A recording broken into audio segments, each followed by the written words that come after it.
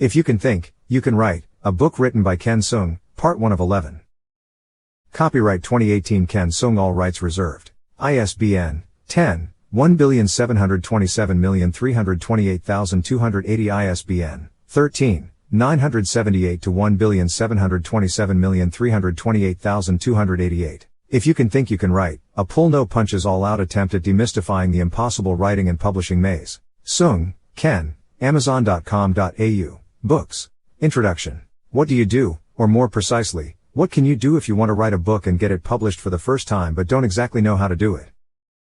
Needless to say, you can ask those who have done it, or you can read up some how to write and get published books. Such books are usually quite thick, filled with information, from cover to cover, that are good to know but not necessarily helpful, especially at this early stage of your putting pen to paper and then getting it published journey right now. Researchers, such as psychologists Paul Slovic and Daniel Kahneman, a Nobel laureate, in their 1974 study, have found that too much information can be counterproductive and deliberating. It leads to what is commonly known as analysis paralysis. This is especially so when we cannot decide how much information is enough and when enough is enough. Obviously, we can't do without any information at all. But at some point, we need to stop thinking and start doing. Before I got our first book, which I co-authored with my brother, published, I too bought one and borrowed, from the library, a few how-to books on book writing and publishing. Since they were, and still are, very thick, I never did complete any of them. I felt bad for a while. I remember telling myself in the mirror, "Hey Ken, if you can't even finish reading them now, how on earth can you even start and complete writing your own books later on?" Eventually, I got fed up of being fed up. It finally dawned upon me that I did not have to read all of them first before I start writing. Not that there were anything wrong with those books. They were doing perfectly what they're supposed to do, to show readers the A to Z of how to get published. The problem was not with the books. It was me. I was just using them the wrong way. Those books were not meant to be read page by page and chapter by chapter, only to be used as a guide, as a go-to place when one gets stuck. So, I stopped reading them altogether, went straight back to doing what I was supposed to be doing, writing my manuscript until the very end. Trying to read up the entire how to write and get published book first before you start writing the first draft of your manuscript can be like in Ken Sung 8 waiting for all the traffic lights ahead of you to turn green before you even start the engine of your car.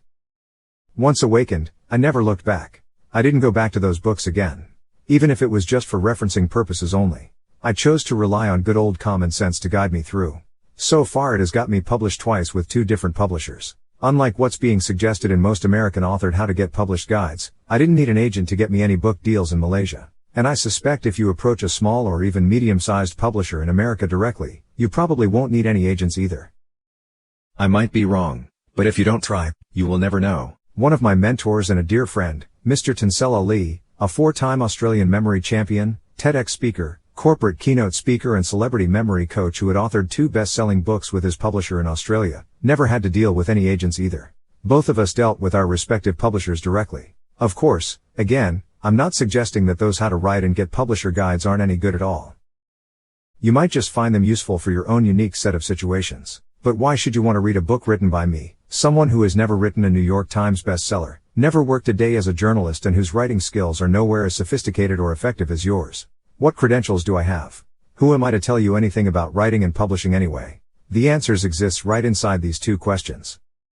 My lack of writer-related credentials should make it all the more compelling reason why you should read this book. If someone, a nobody, with only a halfway decent writing skill like mine can have his books published by not 1, but by 2 different publishers, I am 100% certain that you can damn well do it too, and possibly many times better at that. This book tells you only the few things that you really need to know, no fluff. The entire writing and getting published process really isn't as difficult as what most people would have thought at all, or as what most guides would have made it out to be. It might seem very difficult to you, but that's only because you have not done it before. Put another way, the difficulty is more mental than physical. More psychological than technical. In Chapter 1, my first book, I share how I stumbled upon and began this accidental book writing and publishing journey of mine.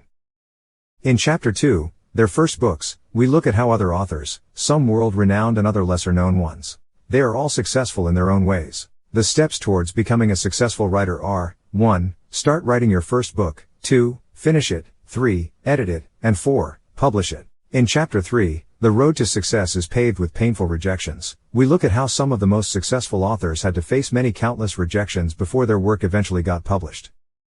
Chapter 4, Different Ways to Publish Your Words, looks at all the possible ways you can publish your books. Chapter 5 Who should write and publish a book?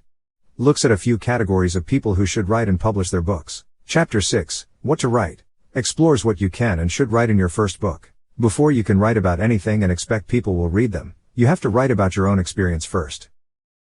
This is one area in which you have the highest level of authority, your personal experience. Chapter 7 Zero Cost Marketing is about how you can market your book as cost effectively as possible.